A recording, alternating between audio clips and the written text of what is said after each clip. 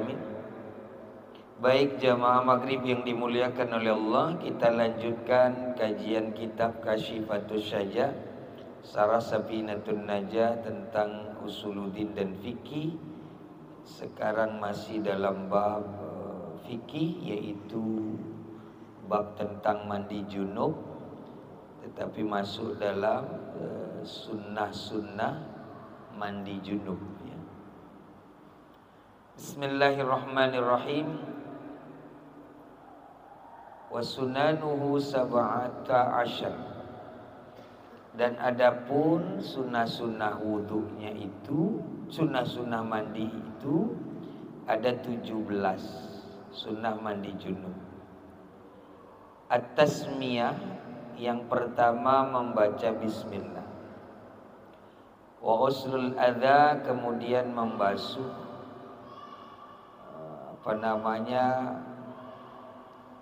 menghilangkan atau membasuh kotoran-kotoran. Sawa'un kana tahiran kamani wa mukhatin, baik itu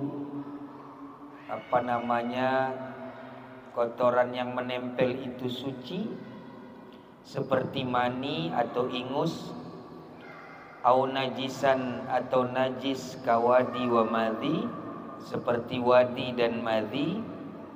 Wa dzalika idza kanat najasah, demikian juga jika ada najis ghairu mughaladatin, yang bukan najis berat, wa kanat hukmiyatin, atau juga najis hukmiyah, atau ainiyah, atau najis ainiyah, lakin tazullu bi ghaslatin wahidatin, yang bisa dihilangkan dengan sekali basuhan.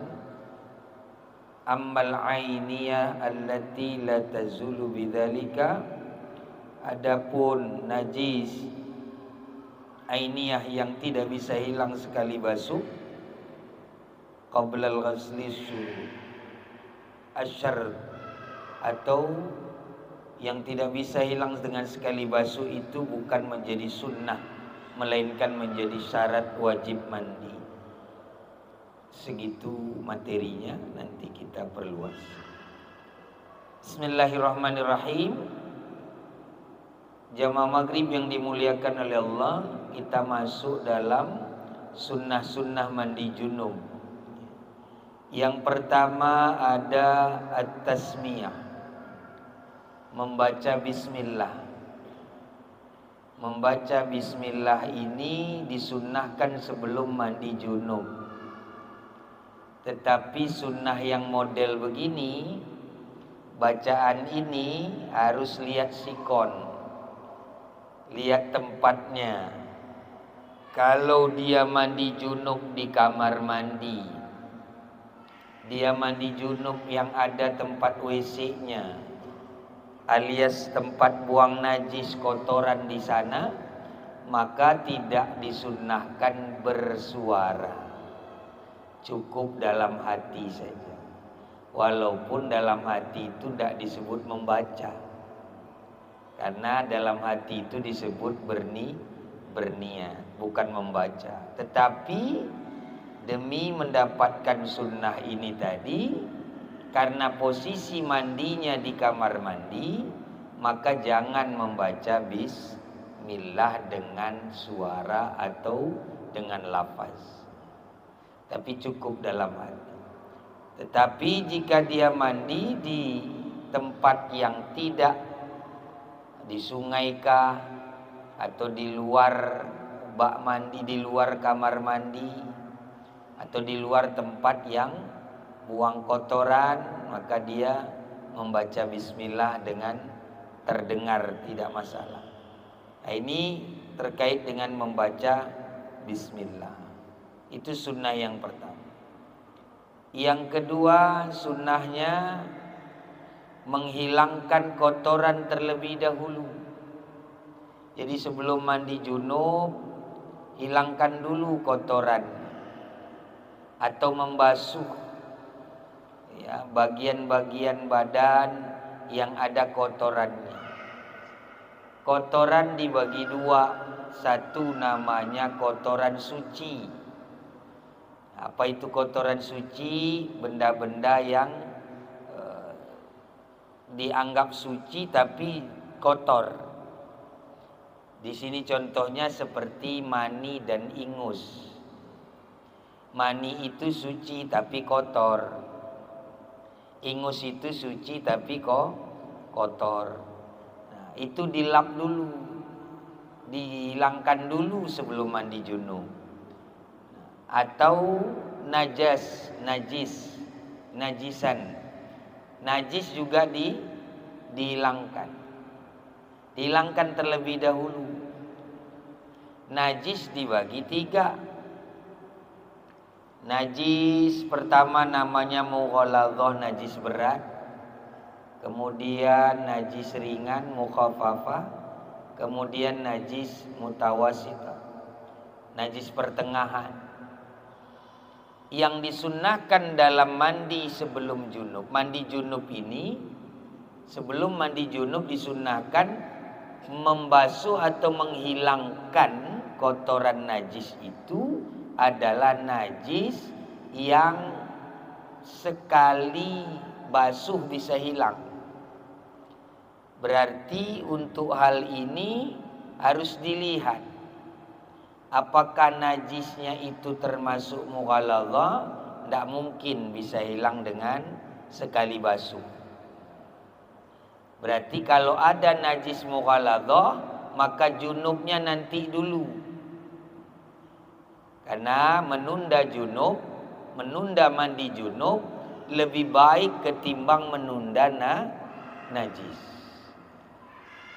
Menunda mandi junub tidak ada keharaman, tapi menunda menghilangkan najis terus berlanjut dosanya. Nah, ini bedanya. Jadi kalau ada nanti kotoran di badan itu najis mughaladzah, itu junub nanti aja dulu urusannya. Kecuali najisnya tadi bisa sekali basuh hilang. Nah, itu bisa sekaligus dalam ritual mandi junub. Dia langsung menjadi satu prosesi yang disebut dengan sunnah mandi junub. Tapi kalau tidak bisa sekali basuh hilang, maka najis ini tidak jadi ikut prosesi mandi junub. Dia terpisah tersendiri, menjadi syarat wajib sebelum mandi junub, bukan menjadi sunnah mandi junub. Nah, ini bedanya. Kalau ada najis, baik mughaladzah atau mukhaffafah atau mutawassithah. Mutawassithah dibagi dua, ainiyah dan hukmiyah. Ainiyah itu masih ada bendanya. Hukmiyah itu air kencing yang sudah kering contohnya. Maka kalau itu yang dibasuh sekali bisa hilang, maka dia menjadi sunnah wudhu. Tapi kalau sekali basuh tidak juga hilang, dia tidak jadi sunnah, dia jadi sunnah junub, tetapi dia menjadi syarat wajib untuk mandi junub. Ini perbedaannya tentang yang disebut sunnah mandi junub. Yang kedua yaitu menghilangkan najis yang ada di badan sebelum mandi junub. Kemudian ada lagi sunnah mandi sebelumnya adalah menggosok-gosok. Menggosok-gosok bagian yang terkena wajib mandi. Menggosok-gosok ini bagian yang kira-kira yang kenanya lengket, seperti darah, seperti air mani. Kalau dia mandi itu tidak digosok dulu maka tidak hilang. Dia harus digosok dulu supaya hilang dulu itu. Sebab kalau mandi nanti tidak sah karena dia menempel, dia tidak tembus juga air. Kemudian ada sunnah mandi berikutnya, berwudu sebelum mandi junub. Berwudu sebelum mandi junub ini sama seperti wudunya kepada mayit. Maksudnya begini, wudu sebelum junub itu bukanlah mengangkat hadas. Sama seperti mayit, tidak perlu mayit mengangkat hadas. Tapi wudu sebelum mandi itu tujuannya untuk sunnah mandi saja. Jadi jangan dianggap wudunya mayit, wudu bagi mayit atau wudu bagi orang yang mau junub. Mana mungkin hadas kecil bisa menghilangkan hadas kecil, bisa mengangkat hadas besar. Sedangkan wudu yang kita pahami biasanya hanya salah satu, yaitu untuk mengangkat hadas kecil. Sedangkan ini wudu mandinya ini, junubnya ini, dia bukan untuk mengangkat hadasnya. Wudu tak mungkin menghilangkan hadas junub, tetapi dia kesunahan untuk mandi junub. Jadi kalau kita wudu sebelum junub itu kan masih dalam kondisi berhadas. Tapi kenapa disunahkan berwudu? Itu tujuannya untuk kesunahan dalam mandi saja. Kesunahan dalam mandi. Jadi kalau mau berniat, jangan niatnya sengaja aku wudu untuk mengangkat hadas kecil. Tidak bisa mengangkat hadas karena junub itu hadas besar. Niatnya hanya ya paling minimal nawaitu wudu'a lillahi ta'ala. Jadi minimal segitu. Karena untuk kesunahannya saja. Kemudian ada lagi sunnah mandi junub, itu menghadap kiblat. Menghadap kiblat itu disunahkan dalam prosesi mandi junub. Kemudian dalam mandi junub juga disunahkan mendahulukan bagian tubuh yang kanan. Jadi pilih sebelah badan itu didahulukan. Kemudian dalam junub didahulukan dari atas ke bawah dalam kitab ini. Tapi agak berbeda dengan ilmu kedokteran. Kalau kedokteran dari bawah ke atas. Sebab pada saat orang menggigil itu sebenarnya menghilangkan gejala stroke. Tapi kalau langsung dari kepala disiram, ibarat mesin lagi panas, ini ilmu kedokteran. Dia langsung mudah stroke. Karena yang panas ditabur yang dingin langsung beradu. Nah, tapi kalau dalam sunnah ini dari atas ke bawah dalam kitab. Dalam kitab ini dari atas ke bawah, udah bagian kanan, sebelah ini dari atas ke bawah. Itu sunnah dalam kitab. Tapi dalam ilmu kedokteran saya dengar, Allah alam benar apa enggak, dari bawah dulu, cicil dulu dari bawah. Soga umurnya memang tu hari be, tapi sihat ni nah. Dekat takal langsung lebih, jadi geru seteruk ni. Allah alam kalau ilmu kedokterannya ahlinya lain. Kemudian sunnah wudu berikutnya mentaslis, menigakalikan setiap basuhan. Setiap kalimat meniga-nigakalikan itu selalu harus dipahami, satu kalinya harus sempurna. Jangan dihitung 3 tetap hitungan 3 tapi sempurna tidak dapat. Maka hitungan 3 tak terpenuhi jika kesempurnaan dalam satu basuhan tidak tercapai. Ini meniga-nigakalikan itu. Kemudian tidak wajib tertib. tidak wajib tertib. Karena sunnah ini kan urusan sunnah saja. Ketika seseorang mau junub, mandi junub, dia tidak harus mengikuti tertib karena ini sunnah saja. Kemudian jauh dari tempat orang yang bisa terkena percikan.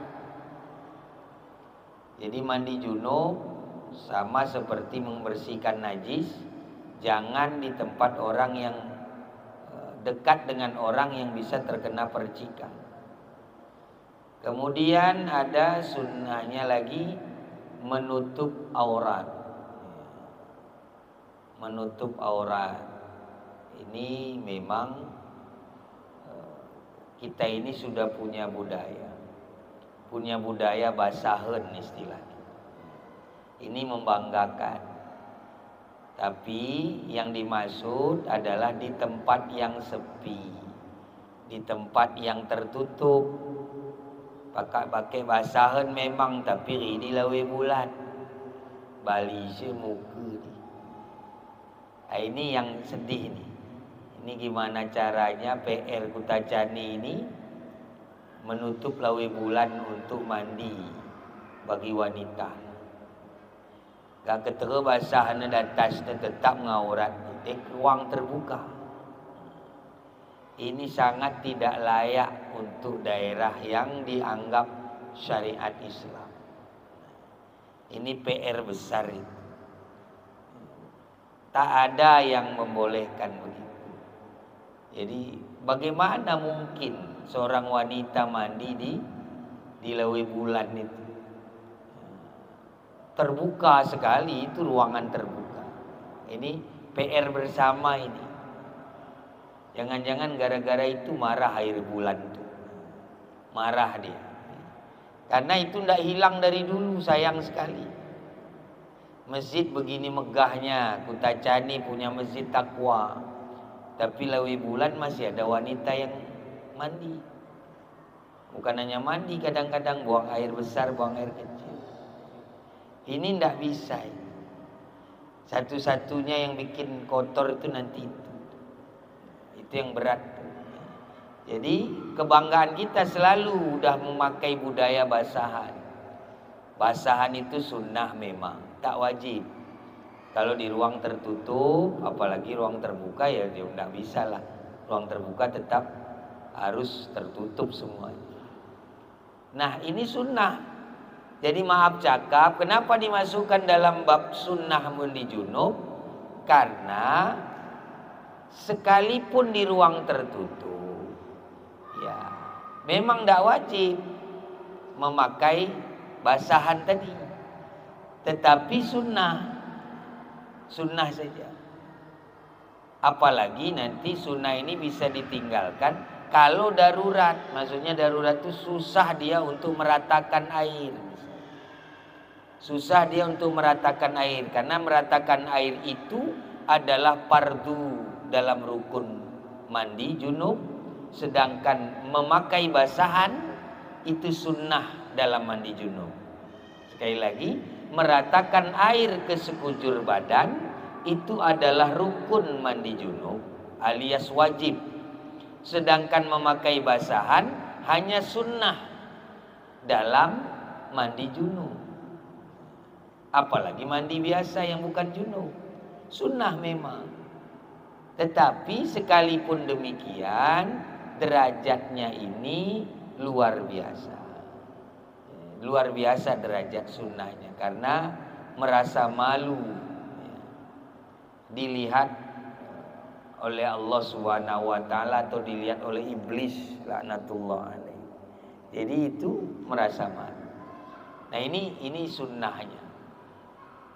Nah dengan sunnah-sunnah ini, maka mandi junub tadi akan mendapatkan keutamaan yang lebih ketimbang yang tidak melakukan sunnah-sunnah tadi. Adapun bacaannya nanti sama seperti selesai wudu, keluar dari kamar mandi, baru dia membaca syahadat, kemudian membaca doa. Pada saat menggosok-gosok badan boleh pakai bahasa yang dibaca pada saat membasuh anggota wudhu. Nah, sama saja kalau untuk itu. Nah, lawan dari sunnah-sunnahnya ini berarti makruh. Yang tidak baca bismillah berarti makruh. Mandi junub sebelum baca bismillah makruh. Tidak menggosok-gosok sebelum baca bismillah makruh. Jadi lawan dari sunnahnya itu makruhnya. Tidak pakai basahan berarti makruh. Nah, inilah sunnah-sunnah mandi junub. Jadi yang sangat jadi poin kita khusus Kutajani Aceh Tenggara, bagaimana supaya lawi bulan tadi. Ini memang bukan bab junub, tapi terbetulan kena ke situ. Karena itu kok nggak bisa hilang tuh gimana? Berat sekali itu. Memamerkan seolah-olah ini sudah seperti semi Bali, seperti semi Pulau Bali, udah dipampangkan sepanjang lawi bulan kenal. Tidak ada alasan untuk bisa mandi di situ, tidak ada alasan bagi kaum perempuan. Nah, ini yang sunnah-sunnah sebelum mandi junub. Ya, wallahu a'lam bishawab, boleh diperluas dengan masalah yang lain. Silahkan jika ada yang mungkin punya pertanyaan. Ini mic-nya siapa yang mau bertanya?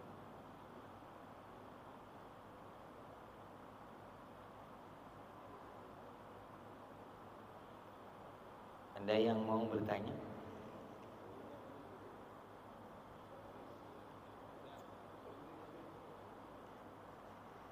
Adakah pertanyaan?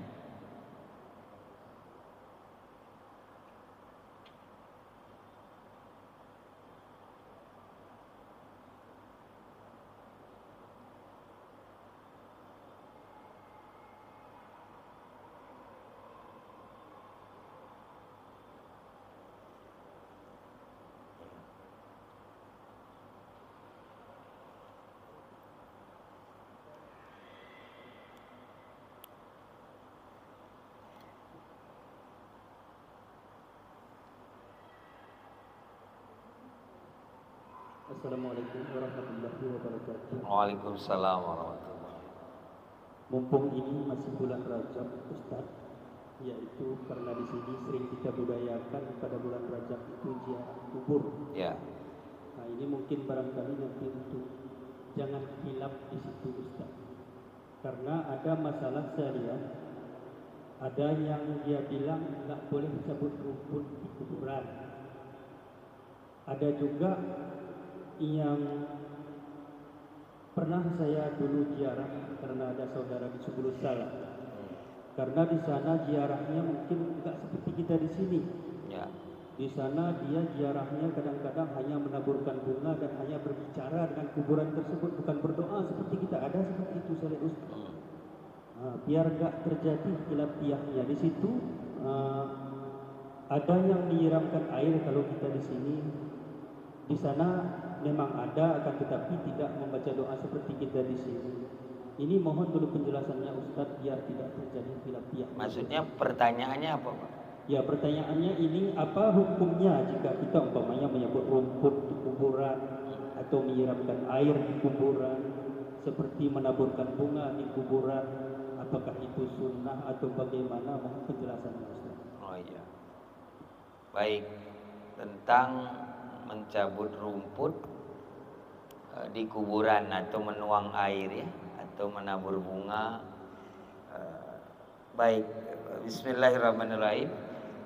Hukumnya sebenarnya boleh, karena kiasnya kepada hadis tentang Rasulullah menancapkan pelepah korma. Jadi ada orang yang berbicara, justru berbicara itu maksudnya gimana? Dia bicara, ngajak bicara orang kuburan atau gimana?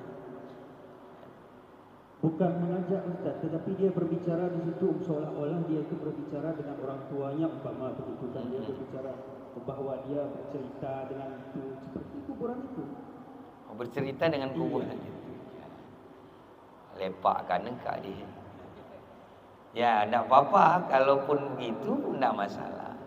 Karena tidak ada larangan untuk bicara terhadap kuburan. Jangankan gitu, Rasulullah pernah berbisik kepada mayit. Pernah berbisik kepada mayit. Tapi kalau mayitnya kan masih ada. Ya, ini kuburan kan. Ya, mungkin dia punya perasaan lebih dalam menyampaikan. Intinya menabur bunga, menuang air, menancapkan pelepah korma atau pohon ranting pohon itu ada dalilnya. Saya yakin semuanya paham hadisnya bahwa Rasul melintasi sebuah kuburan, kemudian Rasul mempunyai diberikan mukjizat mampu mendengar jeritan ahli kubur yang sedang disiksa karena waktu hidup di dunia sang mayit ini banyak sekali tidak beristinja, tidak pandai cara istinja. Pokoknya yang kisahnya itu tentang orang yang wafat tapi istinja tidak betul. Akhirnya di dalam kubur digigitin sama ular suja, menjerit-jerit kesakitan. Lewat Rasulullah, berhenti Rasul, kemudian mendoakan orang di kubur ini sambil memberi wasilah namanya. Wasilahnya pelepah pohon korma. Ditancapkan untuk sebagai wasilah perantara agar supaya ya, walaupun permohonan tapi jangan terus nate-nate kan begitu. Jadi karena siksaan itu sangat berat, minimal diringankan. Kalau siksaan itu terlalu lama, minimal dipercepat. Kalau terlalu jauh, minimal didekatkan. Kira-kira gitu wasilahnya. Jadi ditancapkan pelepah kormanya sambil mendoakan selama pelepah korma ini belum kering, masih mengandung basah, maka selama itu jangan engkau azab ahli kubur ini ya Allah. Nah begitu, menuang air pun begitu. Dari sini kiasnya bahasa Nabi tadi, karena bahasanya selama belum kering, berarti sesuatu yang mengandung basah. Itulah terjadinya kok ada yang air, ada yang kembang, ada yang bunga, ada yang ranting, ada yang daun. Pokoknya syaratnya sesuatu yang mengandung basah itu yang dipakai wasilah untuk berdoa untuk ziarah di kubur. Wasilahnya saja. Tanpa itu boleh. Nggak doa pun boleh. Karena ziarah itu sendiri artinya berkunjung. Jadi berziarah itu berkunjung. Nah, kalau berkunjung biasanya ada yang dibawa, ada yang diberi. Nah, maka minimal ya kalau bahasa hadis yang lain, ketika ada orang baru mengucap salam saja ke kuburan, berhenti siksa kubur. Assalamualaikum ya ahlil kubur, ya ahlad diyar. Ya, itu berhenti siksa kubur tu. Minimal kata malaikat terus mai beise rono. Minimal bang Edi lah pen tadi na. Dia ndak terus pik isi dia terus. Kalau roh tadi gijak mai beise dia. Untuk isi roh dia. Untuk siapa dia mau berdoa ini? Minimal segitu pun dah alhamdulillah tu. Bagi ahli kubur. Apalagi gak ngasih doa. Walau sekedar Allahumma firlahu. Oh itu udah hebat. Nah, hadisnya siapa yang baca Allahumma firlahu saja. Itu kalau tadi kuburannya masih paling bawah, dinaikkan derajatnya agak ke tinggi. Agak naik sikit. Kalau tadi paling gelap, diterangkan kuburannya. Kalau tadi paling bau, diwangikan kuburannya. Kalau tadi paling sempit, diluaskan. Itu baru Allahumma firlahu. Apalagi kalau baca fadilah surah Al-Baqarah khatam. Itu mampu membentengi azab kubur. Bukan khatam Quran Al-Baqarah aja. Apalagi ada budaya yang ngajak santri khataman selama 7 hari. Wah, udah. Ini cuman 7 Al-Baqarah saja.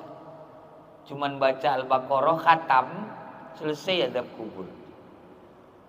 Itu hebatnya Al-Baqarah. Kali-kali bagi jarah 2 juz ke adik kan. Kalau tertanggung. Ini kul huwallahu ahad kembali apa subuh. Jadi 2 juz saja selesaikan Al-Baqarah. Aman nih. Itu tafsirnya tentang Al-Baqarah. Benteng dari seluruh azab kubur itu ada di Al-Baqarah. Niat kayak. Oh, niatnya pas tawasul aja. Pas tawasul plain masuk naik tambahkan Al-Baqarah untuk khusus benda. Tawasul plain.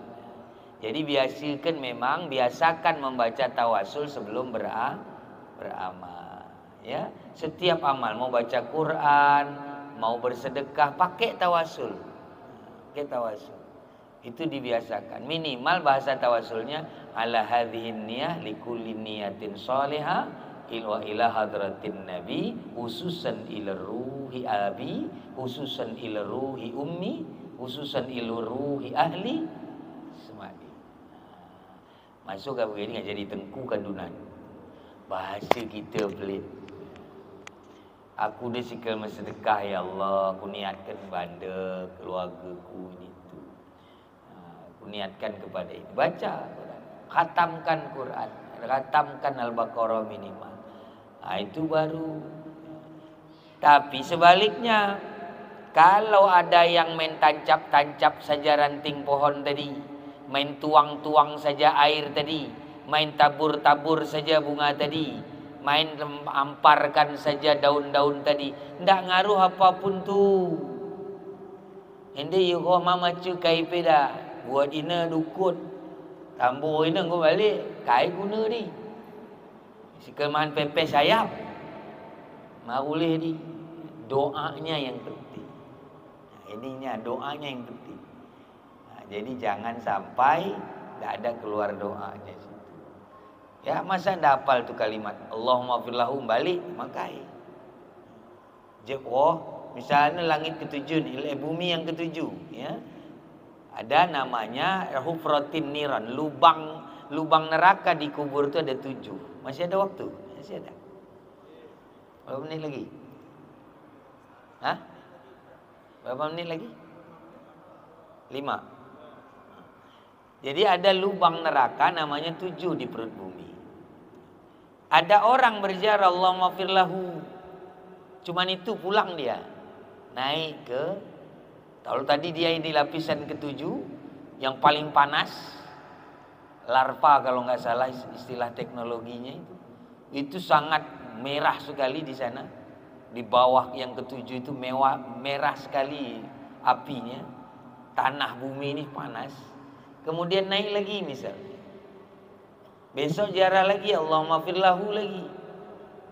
Dapat lagi, dia naik lagi. Terus. Itu aja segitu. Apalagi ditambah kayak tadi semua.